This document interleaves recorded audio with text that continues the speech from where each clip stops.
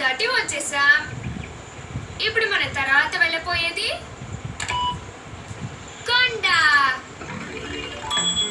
సరే, ఇప్పుడు జారే కొండ ఎక్కడుందో కనిపెట్టాలి. మీకు ఆ కొండ కనిపిస్తోందా? ఎక్కడా?